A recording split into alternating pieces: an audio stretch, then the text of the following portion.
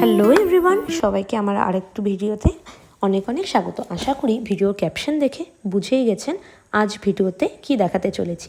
এই ভিডিওটা কিছুদিন আগের ছিল। জলপাইগুড়ি শহরে রাস্তাঘাটে যে এত পরিমাণ জল জমে আমি তো দেখে অবাকই হয়ে গেছি। আমি তো মাত্র কিছু মাস হলো জলপাইগুড়িতে শিফট করেছি, তো আমার কাছে এই ব্যাপারটা পুরোপুরি নতুন ছিল। আমি তো বুঝেই উঠতে পারছিলাম না কোথায় রাস্তা, কোথায় মাঠঘাট আর কোথায় বা বাড়ির সেই উঠোন। সবটাই যেন জলে ডুবে একটা নদীতে পরিণত হয়েছে। দেখছেন তো চারিদিক কেরম জলে থই থই করছে। আর সাথে এটাও ভাবছে যাদের বাড়ির চারিপাশে এরম জল জমে আছে তাদের কি কষ্ট বলুন তো। কী করেই বা তারা স্কুল যাচ্ছে, অফিস করছে বা সারাদিনের কোনো কাজ করছে।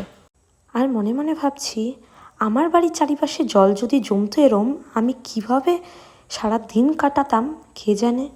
আর যাই হোক, কী বা করা যাবে বলুন। আমার কাছে এই ব্যাপারটা পুরোপুরি নতুন ছিল বলে আমি একটু জল দেখতে বেরিয়েছিলাম। সকাল সকাল অফিসের ফাঁকে একবার বেরিয়েছিলাম স্কুটি নিয়ে জল দেখার জন্য। তো দেখছি স্কুটির চাকাই ডুবে যাচ্ছে।